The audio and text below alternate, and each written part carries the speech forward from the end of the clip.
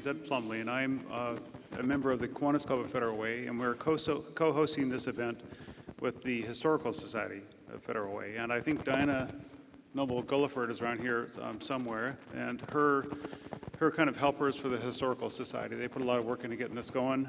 So welcome, everybody. I'm also a assistant chief of the fire department here, so I kind of wear a couple of hats at the event. And what I'd like to do is just to welcome everybody to this. And at this point in time, we have, and you guys are here. At this point in time, then, welcome and thank you for attending. I'm honored to be with you here today on such an important occasion. We're here to honor our service members and to remember their sacrifices they have made and the courage it takes to defend honor, duty, and country. We're also here to honor our heroes and to remember their achievements, their courage, and their dedication, and to say thank you for their sacrifices. Thinking of the heroes who join us in this group today and those who are here only in spirit, a person can't help but feel awed by the enormity of what we encounter. And we stand in the midst of patriots and the family members and friends of those who have nobly served. Let us also give thanks to those that are currently serving. And I don't know if you saw the news a little bit earlier, but we've had a couple of servicemen killed today in Afghanistan. So we have around the world still conflicts that require soldiers to protect us and our freedom. So thanks. And now, ladies and gentlemen, please stand for a presentation of the colors by the Todd Beamer High School Junior ROTC.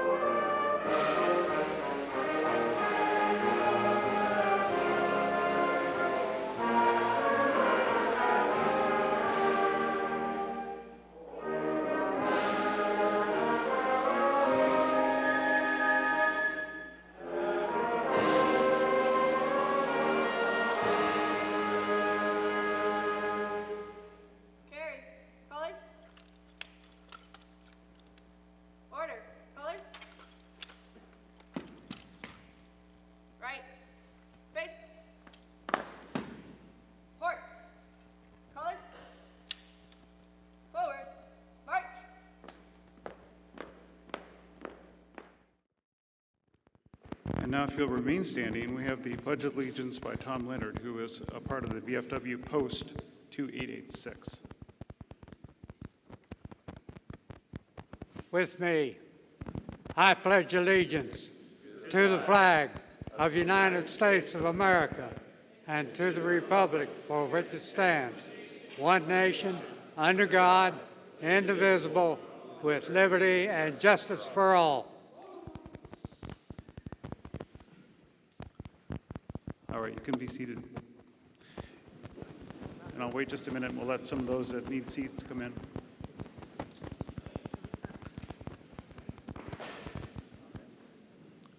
One of the, in terms of the event here, one of the things that we like about it from the Kiwanis perspective and from the Historical Society is the ability to bring in these young I call them kids, but young kids from the ROTC programs, both at Federal Way and Beamer, to help us out. So it's really a privilege to have them.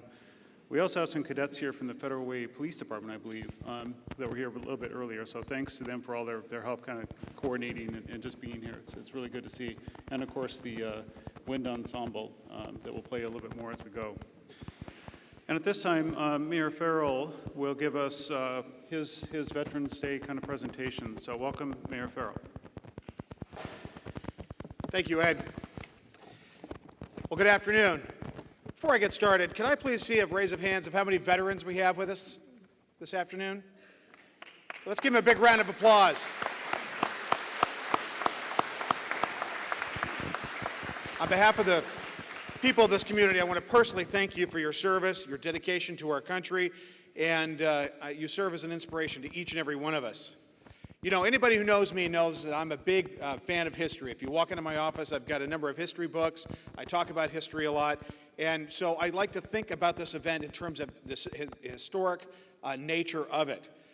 Yesterday marked the 97th anniversary of Armistice Day. We come together today not only to recognize the end of that great war, but also in our modern tradition that we celebrate today, we recognize the service of our American veterans. How fortunate we are to be in the presence of America's protectors.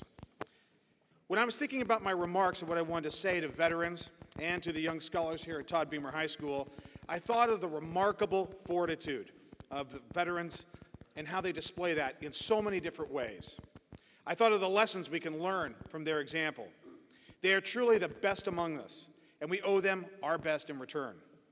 I was reminded recently of a story that appeared in a publication called This Week a few years ago.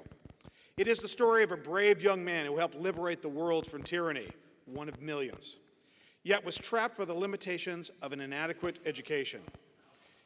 You see, heroism has many forms and many faces, and we're so lucky to have our veterans. If you'll indulge me, I'd like to read you the brief story that appeared in that publication, and it's the story of 89-year-old Ed Bray, and I quote, "The 89-year-old veteran who finally learned how to read. Ed Bray, who stormed the beaches at Normandy during World War II, earning 2 Purple Hearts in that endeavor, and yet the toughest thing he said he ever did was said he had to face in his life was his battle with illiteracy. For decades, Bray went to extraordinary efforts to keep his inability to read or write a secret. While on the job at an Air Force base, he had a coworker help him with documents over the years. At home, his wife of 62 years, before she passed away in 2009, helped him every day to try to conceal and deal with this crippling issue that he was working with. Finally, the determination to shed the shame and learn how to read broke through. Quote, "I want to read one book," he said. "I don't care if it's about Mickey Mouse. I want to read one book before I die." In early 2013, Bray found Professor Toby Thompson at Oklahoma's Northeastern University. Her patient and dedicated attitude helped Bray accomplish what he never thought was possible. In February, the veteran read his first book, a grade school biography of George Washington. "It just makes me feel good," Bray said. Well done, Ed. And that's the thing about veterans. They face adversity and courage in so many ways and demonstrate it to each and every one of us. It's important for us to remember to always strive for success. Never give up on your dreams, no matter how big or small. Veterans often show us how to reach beyond our perceived limitations and achieve what we may think is impossible at that time to achieve. There are countless veterans like Mr. Bray who suffer in silence, whether it be from the horrors of war or in cases like Ed Bray not getting the proper schooling he needed at the time. We must always strive to be there for these brave men and women upon their return home. In Federal Way, we honored the service of the American veteran by renaming a large portion of 320th Veterans Way. I'd like to see us permanently rename the entire remainder of that major thoroughfare through Veterans Way in the near future, perhaps on the 100th anniversary of Armistice Day. I know there are others that will speak today, so I will close with a simple excerpt from an armistice poem by Sophie Jewett. Sophie reminded us of the fragile peace war can bring, and the need to always stand guard. She wrote, "We pray the fickle flag of truce still float deceitfully and fair. Our eyes must love its sweet abuse. This hour we will not care. Though just beyond tomorrow's gate, arrayed and strong, the battle wait." Thank you to the American veteran and freedoms they have provided us. May you have a safe and happy Veterans Day. Thank you.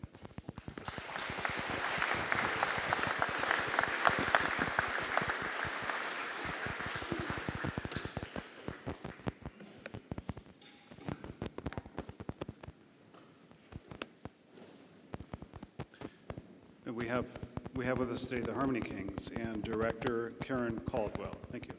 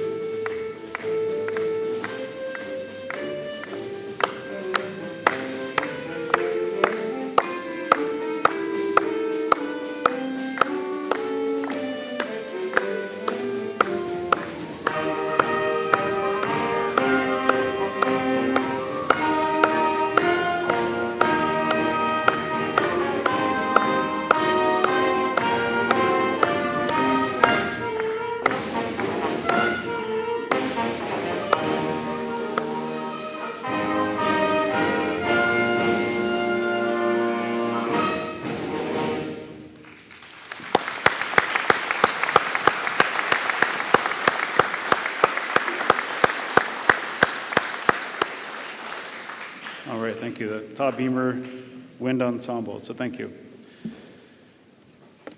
All right. If you've driven down Pacific Highway South from here, it'd be northbound, and you've seen a new building going up on the side of the road. It's about a 5 or 6 story, I think it's a 5-story, and we'll hear about it in a minute. That's going to be a new veterans housing, basically at home. And for the most part, these are for homeless veterans that have been vetted through the VA to live there. So we're excited to have Greg Holman here today to tell us about that. He's from the Multi-Service Center in Federal Way, and they are one of the coordinators of that with the government. And he's going to explain it, but I know that we're all, and I include the Kiwanis Club in that, and everybody in this community proud to have this sort of a service coming to the veterans in Federal Way. So Greg, please. Thank you. Good afternoon, everyone. This is a special day for veterans, and especially a special day for our family. I did a measly little 6 years in the Army. My wife retired with 37 years. My son's a major. My son-in-law is a captain. My 20-year-old son is in his 4th week of combat basic training as we speak. So just a little bit of military in our family. Thank you. Came to talk to you today about the William J. Wood Veterans House. As many of you know, the Multi-Service Center is your social needs organization for King County. We do the food bank, we do the clothing bank, we do energy assistance, we do rent assistance, we have family shelter housing, we have clean and sober housing, and many, many affordable housing projects. But our biggest project right now is the Veterans House that's going to be opening at the end of this month. At the end of Dash Point Road on Pack Highway, just north of Dash Point Road, you'll see a 5-story building that pops out of nowhere. That is 44 units of affordable housing, permanent supportive housing for veterans of King County. This has 44 units, with 8 of them being family units, 3 of those being 3-bedroom units where they can stay as long as they want. This is how the Multi-Service Center is handling the veterans crisis in our country. Right now, at any given moment, every night, we have 50,000 homeless veterans in this country. And people say, how can we have homeless veterans in this country? Well, right now we're in a major drawdown of the military. They're ending their wars, and they're forcing, by the tens of thousands, many soldiers out of the military. A lot of them do not have support networks to go back to. They don't have skills that actually match the civilian workforce. I was a cannon fire directional specialist. I used to compute data to blow stuff up. Wasn't a lot of call for that in the civilian world. A lot of these soldiers will come out with huge responsibilities. People under their command, multi-million dollars of equipment, and they'll be only in their 20s, but they've never rented an apartment before. They've never bought food before. They can spend all their money, it's okay, they get paid in 2 more weeks. So this is a new world to them. The Veterans Project is your opportunity to support the veterans in this community. And the veterans are gonna need your help more than ever. We always see pictures of soldiers in their camouflage. Now they're gonna be camouflaged just like you. They're gonna be wearing civilian clothes, and you're not gonna know that they were veterans that served your country.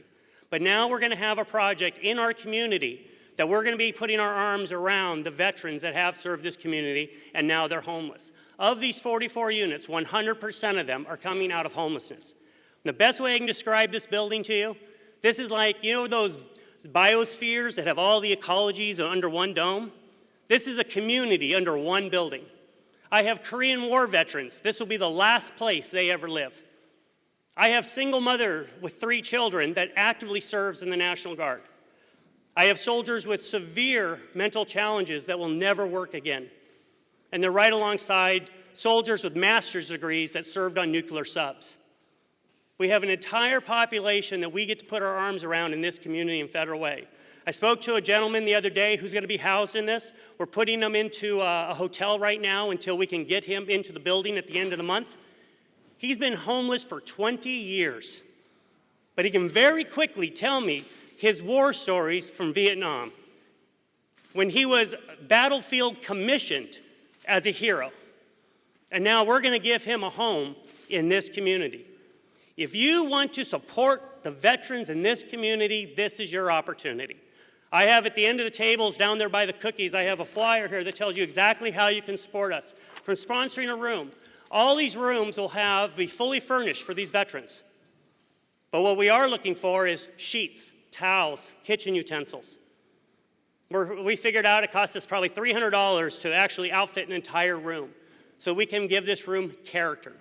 We have a veterans facility that will have a 35-foot flagpole in front of it and patriotic artwork throughout this building to remind them that they are veterans. Yes, these people are homeless, but there will always be veterans. This is your opportunity. God bless our veterans. God bless America.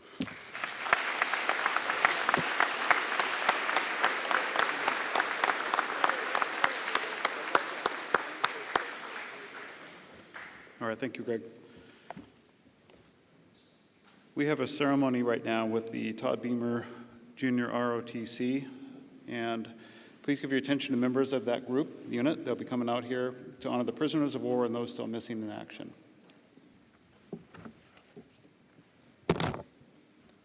Ladies and gentlemen, please direct your attention to the center of our gathering.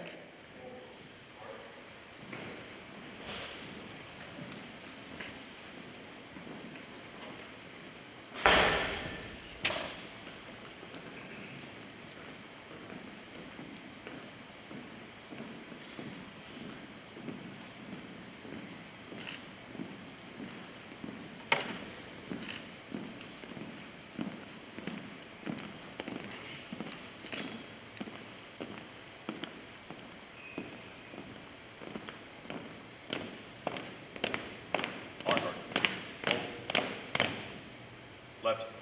Face. You may have noticed the table at the front of the gym. It is filled with symbolism. I will explain. This table is set for our prisoners of war and those missing in action from all wars. They are not with us today. Their chairs are empty, but saved for their hoped return. Let us remember their absence. Let us remember the United States Army.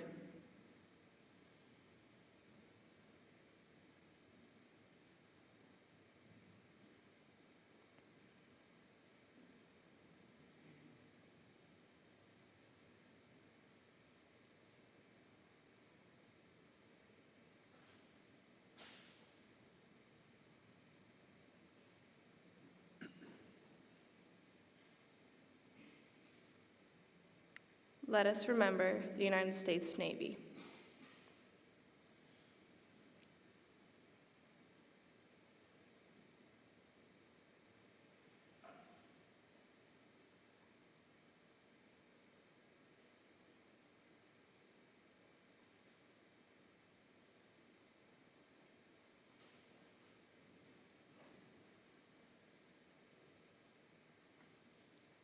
Let us remember the United States Marines.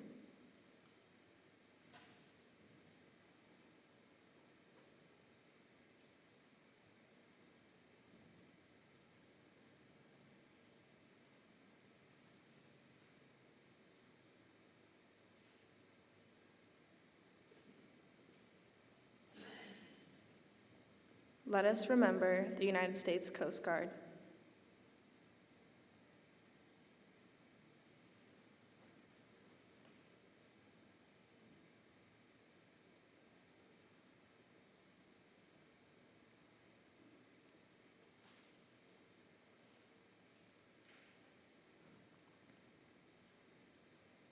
Let us remember the United States Air Force.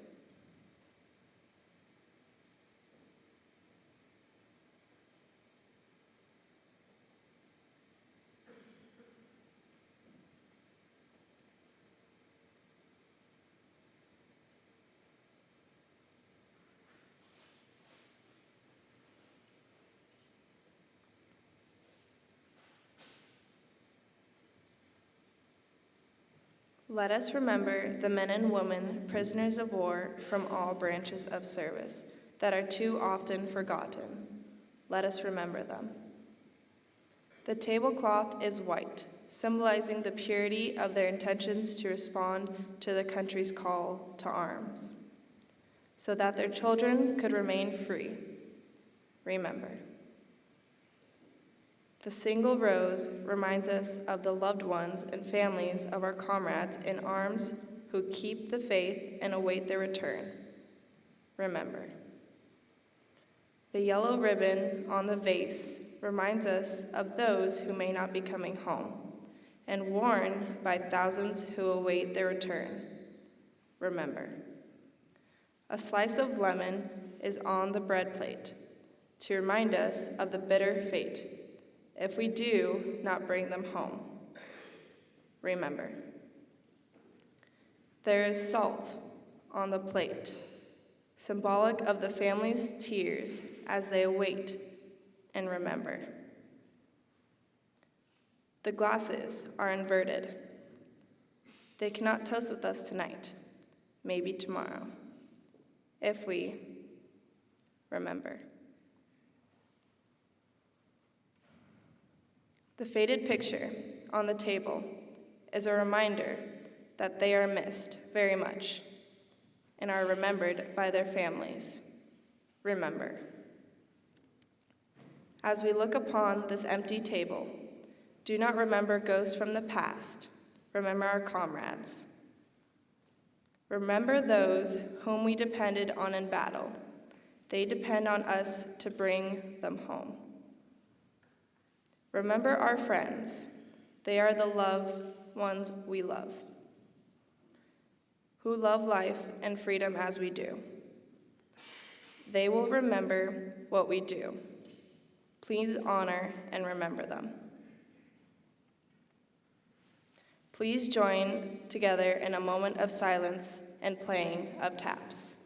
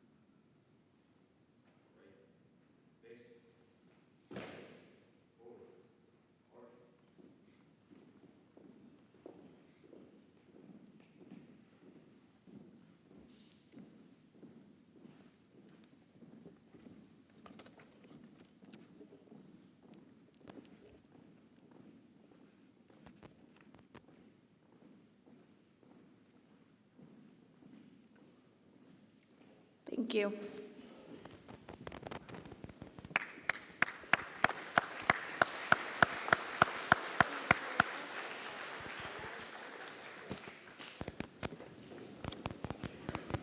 Thank you.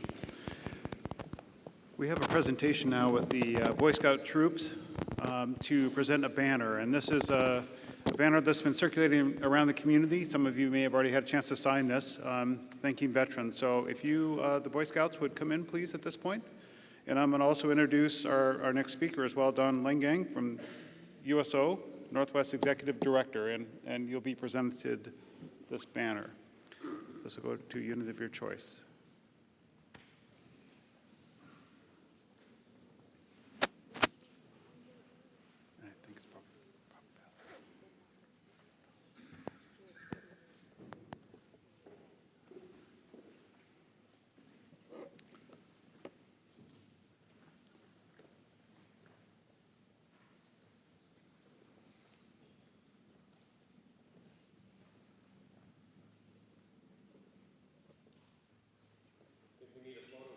Yeah, we need a picture.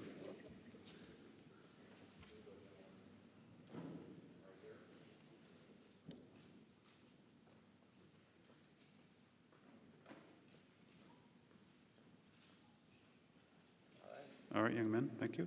If you'll take that out to the side, and we'll present that to Don? Yep. All right, very good. Yep.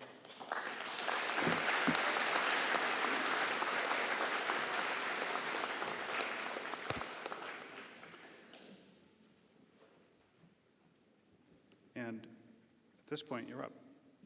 Okay. I hope they can get that folded up. I have a PT Cruiser and it's bigger than my car. So let's see if they can do that. While they're doing that, I wanted to just make a few remarks. First of all, it's not my first time I've been here for this ceremony, and I always appreciate coming to Federal Way. They're actually one of the most encouraging. You want to just give it to me? Okay. Very good. Thank you. All right. How about a hand for all of them? Thank you, guys.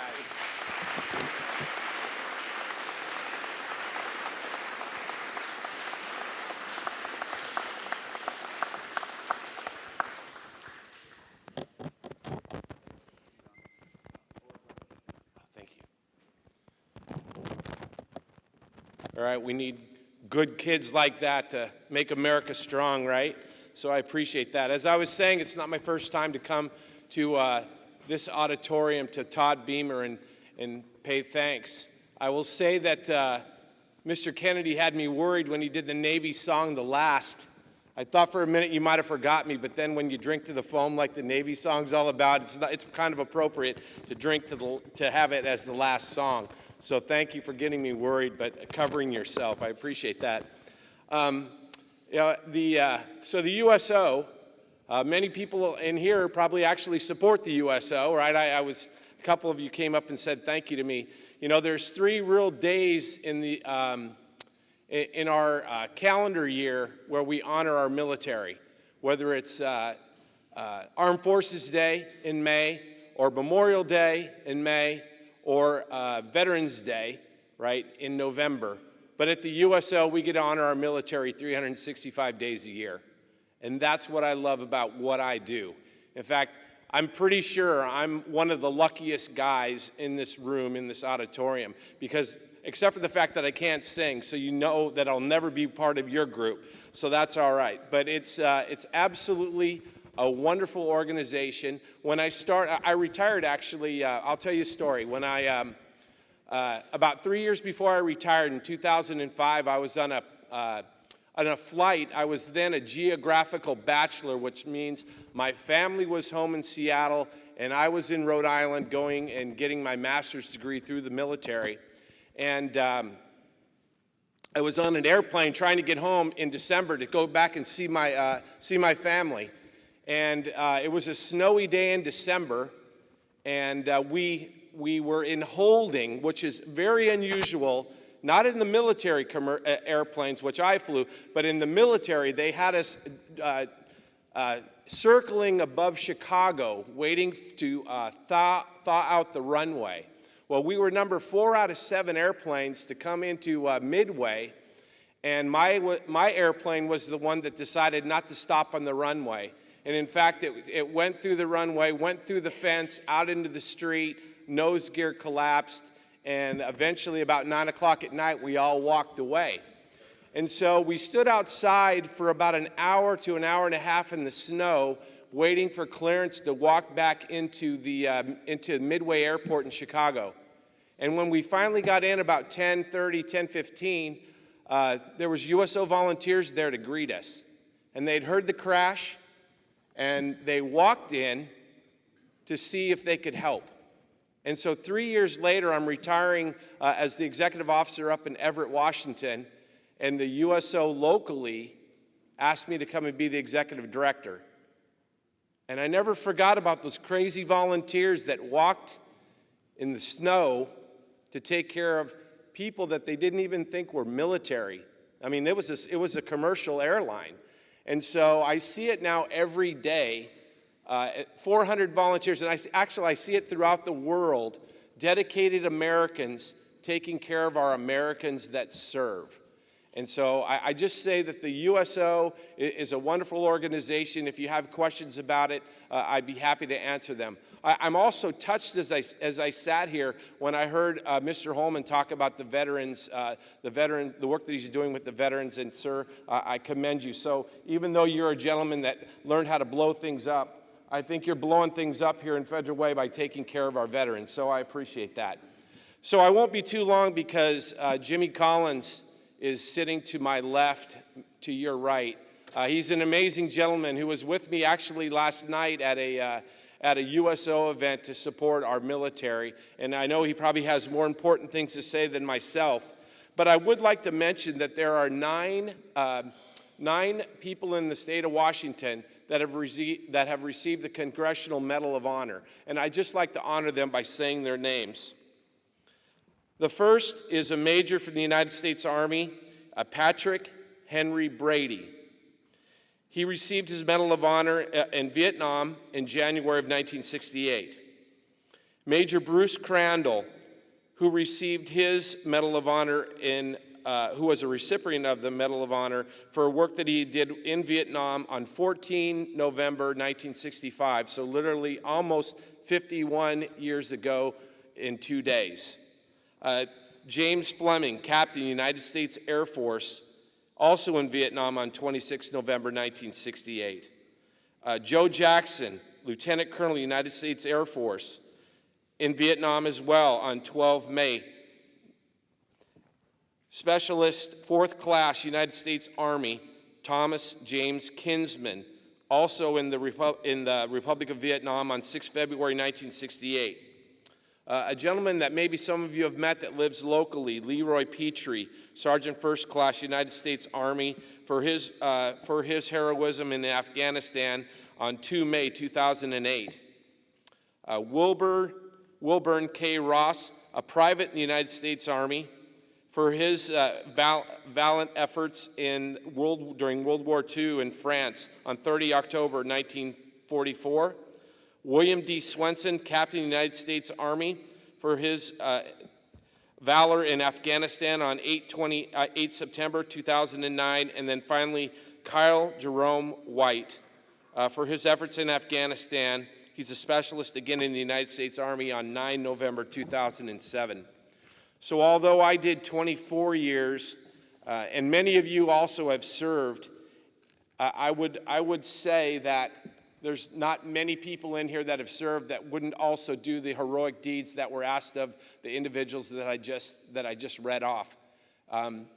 We just weren't given that opportunity, but I think we all served because we loved our country.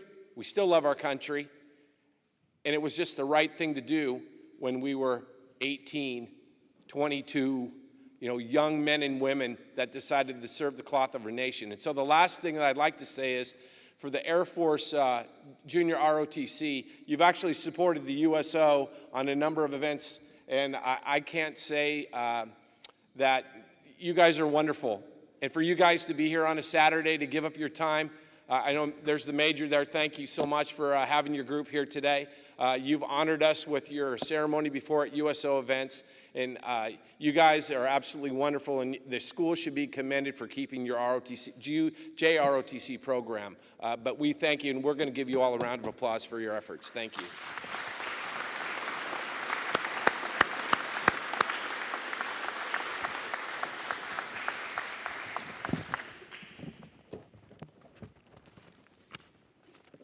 And that concludes my remarks. All right, and we have next, and thank you, by the way, Don. Next, James M. Collins, Major General, retired. Jimmy, I think his nickname, so that must be appropriate for, can I just call you General, or is it Major General, sir? Whatever, okay. General Collins' government service included 35 years in active duty, and I'm not going to go through the whole explanation of his career here, but he was in active duty, Army, Reserves, leadership roles as well. His initial service includes assignments in Europe and the U.S. In his last active assignment, he was Deputy Commanding General and Chief of Staff for I-Corps at Fort Lewis.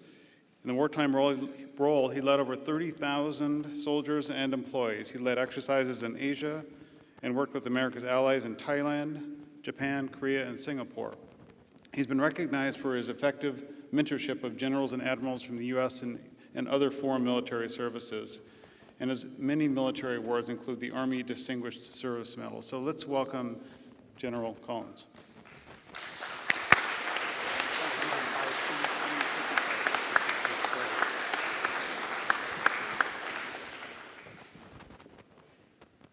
Thank you very much, Chief Plumley. And it's really a great pleasure to join you this afternoon. Just a quick comment for your local community leaders to spend their time. They get multiple opportunities, and so to our Mayor Farrell and our county and city council members and active candidates for election, Judge Larson, appreciate the fact that you do come out and support all aspects of the community. You know, it's my honor and privilege to be here this afternoon to help show honor to all who have served. And I'd like to thank the Kiwanis and the Historical Society for your leadership in keeping this annual celebration going. It's nice to be back in Federal Way. I was thinking, as Don remarked, the last time I had an opportunity to speak to a gathering like this here in Federal Way was in 2005, while I was still wearing the active duty cloth of the nation. So it's great to be back. So briefly this afternoon, I'd like to share 3 topics with you. First of all, some comments about Veterans Day itself. Secondly, just a little bit about my family's service to give you a couple of stories to help you appreciate why this is so personal to me and my family. And then third, I'd like to share with you things that each of us can do in the days ahead to show honor to those who serve and those who seek to serve, these great young people that are enrolled in junior ROTC. Not all of them go on to serve in the armed forces, but the kind of leadership that they learn does, in fact, make a difference in their acceptance rate into the armed forces. And so for our local instructors from both Todd Beamer and Federal Way High School, you're doing great work with these young people, and we appreciate that. First of all, as Commander Linegang mentioned to you, the Veterans Day is one of 3 holidays. Armed Forces Day that he mentioned really helps to shine the light on each service. Memorial Day shines the light on the memories of those who have passed away in service. And Veterans Day shines the light on everyone who has served. And I had the privilege, when I was doing some research for today, to come across a fact sheet from the Department of Veterans Affairs. And in all the years that I've served, I'd never seen this, but it chronicles the number of service members that served in each of our nation's wars back to the American Revolution. And as I added up the various categories, there were approximately 42 million Americans since this great nation was founded that have worn the cloth of our nation. Now, if you put that in context with our national population today, well north of 300 million, it's really a small set of people who've been privileged to wear this cloth. And yet, in our population today, it's an even more staggering small number. Of the American citizens alive today, less than 10% have worn the uniform. And so that has some consequences to the rest of us, one of which is people that are in hiring roles after someone hangs up their uniform don't know the native talent and skill that is there.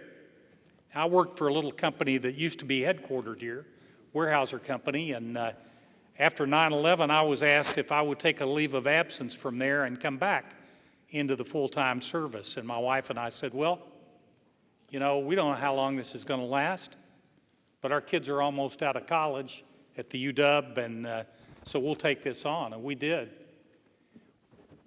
Years later, Weyerhaeuser came back to me and said, hey, guy, you're still on the payroll, and we got something we need you to do. We know this war isn't over. Can you get loose from the Army? And so I was fortunate that the Army said yes, and didn't take too long, and came back, and immediately I was hiring individuals off the street to work at Weyerhaeuser. And I asked the recruiters, how many veterans do we have in the candidate pool? And they looked quizzically at me like, why is he asking that? You know, and I said to them, I just spent 4 years with those folks. I've been here at Weyerhaeuser for 20 years.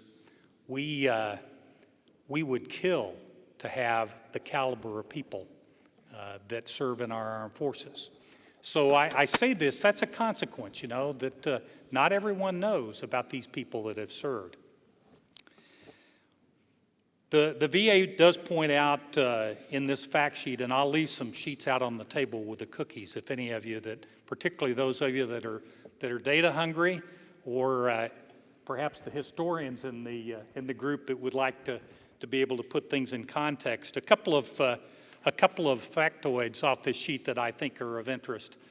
Of the 42 million that have served in total, there's just about 4.5 million that are on the VA rolls today. That means they're drawing some kind of disability payment, or they're being served in our VA medical centers or whatever. So it's a very small number.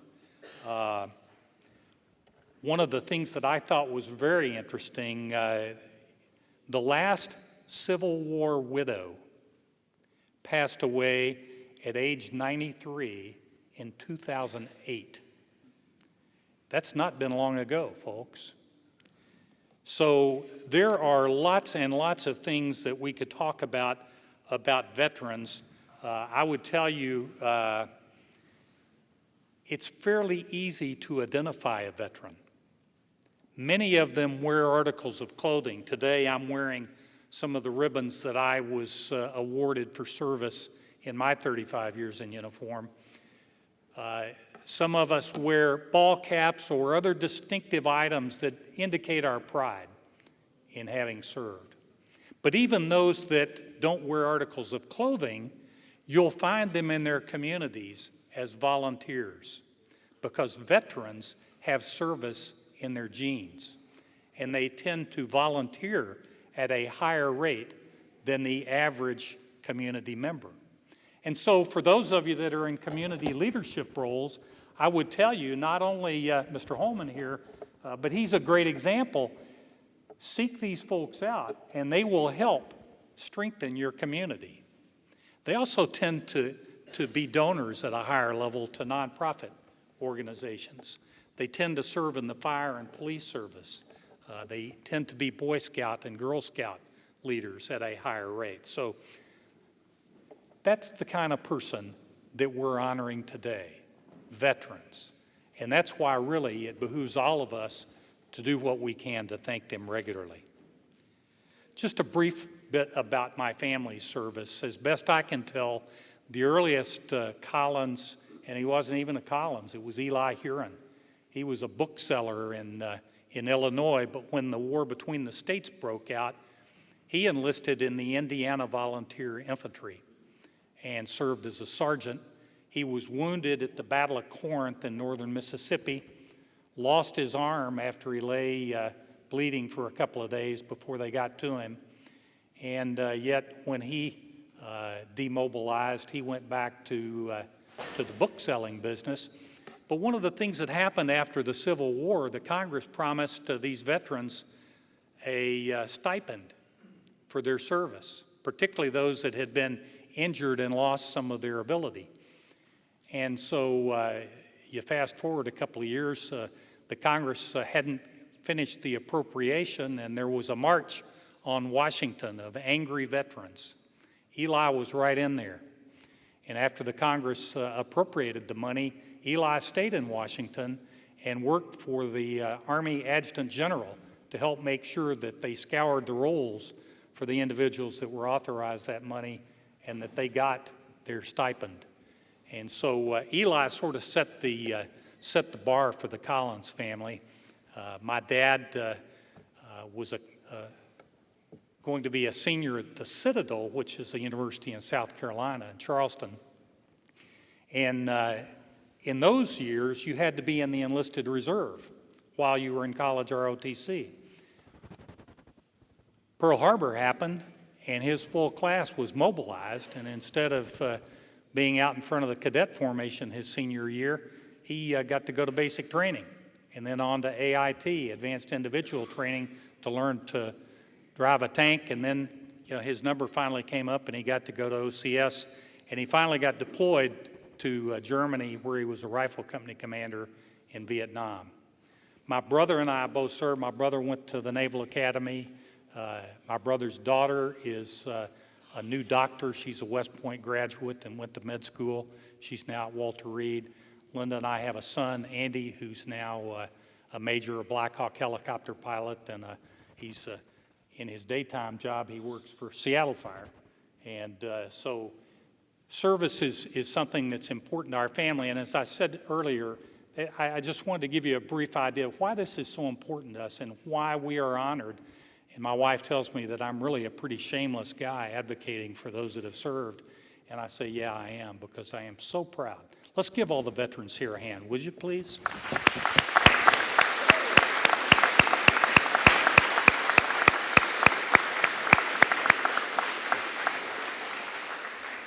Now, what can we do as citizens, whether we're veterans or not?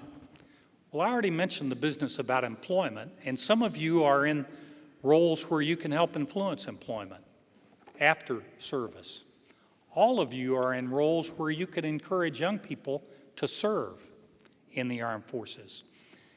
Today, in the United States, fewer than 25% of our high school graduates overall are eligible to join any of our uniformed services without a waiver. As it turns out, many of them don't have necessarily the hand-eye dexterity. They may not have the medical history, because they've taken some medication, like Ritalin is an example that will disqualify you from service. They may have run afoul of the law. They may have not applied themselves in school. But of that approximately 23% that can join, not all of them have the willingness to serve without us encouraging them. And the recruiters help tell the story to them of what they can do. And so it behooves all of us to help make future veterans to keep our nation free. I would say also that we need to honor all days, not just those 3 holidays that Commander Linegang mentioned. But I'll give you an example locally of honor that really amazed me when I learned of it. Here at the University of Washington, several years ago, there was a campus proposal to establish a Medal of Honor memorial on the campus. And as happens on college campuses, particularly large urban campuses, this idea met with some resistance, and so it was initially disapproved. But the folks who were proposing this went back to the drawing board and developed more information to share with the community. And they brought it back up. It was finally approved. And today, there are 8 names on that Medal of Honor memorial. Not all of them are Washington residents, but they represent multiple ethnicities. And the University of Washington memorial, with 8 names on it, has brought out the fact that there are more Husky Medal of Honor recipients than any other university in the United States, with the exception of West Point.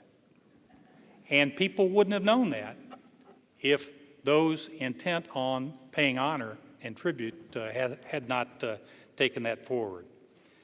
So today, at the UW football game that will begin shortly, so I need to conclude. The Husky team each is wearing a name of a Husky veteran that has served. And they've got on their helmets a special flag with the big W. And they're going to be demonstrating their pride in alumni. So I would encourage you as you go through time, if you're a veteran, seek special ways to serve. You know, I was talking to Diana Noble Guilford about the Federal Way Historical Society, and I've been asked to document some things that I know for the Magnolia Historical Society about Fort Lawton. It was an active Army installation, and then for many years a reserve installation in what is now Discovery Park in Seattle. So I encourage all of you to do that. And would like to thank you today for hosting Linda and me. And as was brought out earlier, we pray that our Lord will continue to bless these United States, our communities, and most especially those who serve. Thanks again for asking me to come today.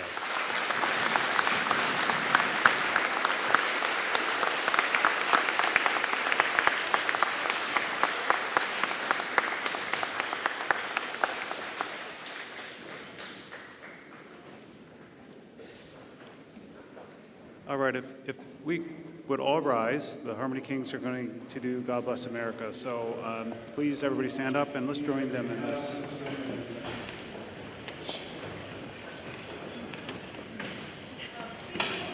Join us as we sing America Beautiful and God Bless America.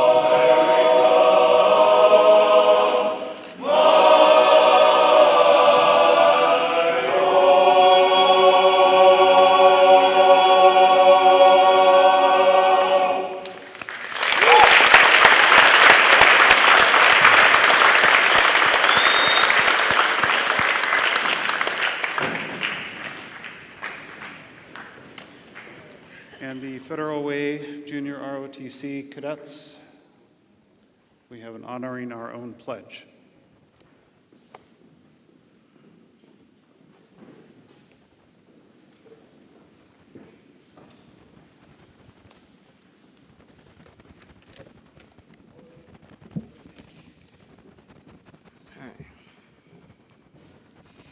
In 1969, Red Skelton gave his personal view of the Pledge of Allegiance. The statement he made at the end, I think, tells it all. Red Skelton, one of America's best-loved comedians and star of motion pictures, radio, and television, was also a true patriot. A man who loved his country, its flag, and the freedom that America stood for. On January 14th, 1969, Red touched the hearts of millions of Americans with the Pledge of Allegiance, in which he explained the meaning of each and every word. Red's pledge was twice read into the Congressional Record of the United States and received numerous awards. This is what he said. I remember this one teacher. To me, he was the greatest teacher, a real sage of my time. He had such wisdom. We were all reciting the Pledge of Allegiance one day, and he walked over. Mr. Laswell was his name. He said, "I've been listening to you boys and girls recite the Pledge of Allegiance all semester, and it seems as though it is becoming monotonous to you. If I may I recite it and try to explain to you the meaning of each word?" I You, me, an individual, a committee of one. pledge Dedicate all of my worldly goods to give without self-pity. allegiance My love and my devotion. to the flag Our standard, Old Glory, a symbol of freedom. Wherever she waves, there's respect because your loyalty has given her a dignity that shouts freedom is everybody's job. of the United That means that we have all come together. States, Individual communities that have united into 48 great states. 48 individual communities with pride and dignity and purpose, all divided with imaginary boundaries, yet united to a common purpose, and that's love for country. of America, and to the Republic, A state in which sovereign power is vested in representatives chosen by the people to govern. And government is the people, and it's from the people to the leaders, not from the leaders to the people. for which it stands, one nation, Meaning, so blessed by God, indivisible, incapable of being divided, with liberty, which is freedom, the right of power to live one's own life without threats, fear, or some sort of retaliation. and justice The principle or quality of dealing fairly with others, for all. which means, ladies and gentlemen, boys and girls, it's as much as your country as it is mine. Since I was a small boy, 2 states have been added to our country and 2 words have been added to the Pledge of Allegiance, under God. Wouldn't it be a pity if someone said, that is a prayer, and that would be eliminated from schools too?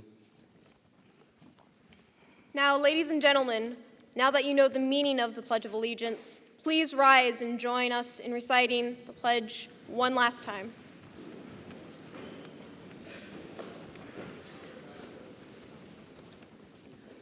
I pledge allegiance to the flag of the United States of America, From which it stands, one nation, under God, indivisible, with liberty and justice for all. Thank you. May you now take your seats.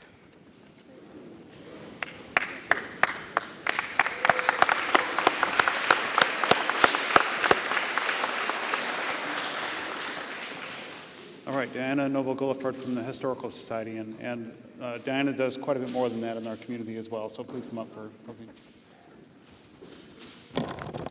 I'll be short. Can you hear me okay? I know this, I apologize for the acoustics for our program. I want to thank each and every one of you for coming to our program today. It is an honor to honor our own in our community here. We strive to feature the youth in our community, but also we strive to honor our own and honor our own veterans. I want to thank our guest speakers, Don Lingang, also James M. Collins, and Greg Holman for their remarks. And hopefully they've been inspirational to each and every one of you in some small way. I'd like to close reading something from Representative Joe Wilson, South Carolina. I thought his words were very appropriate for these times. The cost of war never leaves a veteran, and it's our duty to properly honor their dedication. Not only because it's the right thing to do, it shows young people who raise their hand to serve that we will always take care of them and their families. One thing we can do all one thing we can all do today, wherever we are, is take time to thank a veteran. Thank them for their service. Thank their families for their commitment. It shows that we do not take our veterans for granted, and it reminds us how truly fortunate we are to live in a free and grateful nation. Freedom is not free. God bless our troops, God bless their families, and God bless the United States of America. So that's the end of our program. Thank you again for coming. There's refreshments in the lobby. Please feel free to visit. And don't forget the flyer that is outside to help our veterans home here in Federal Way. Thank you again. Thank you.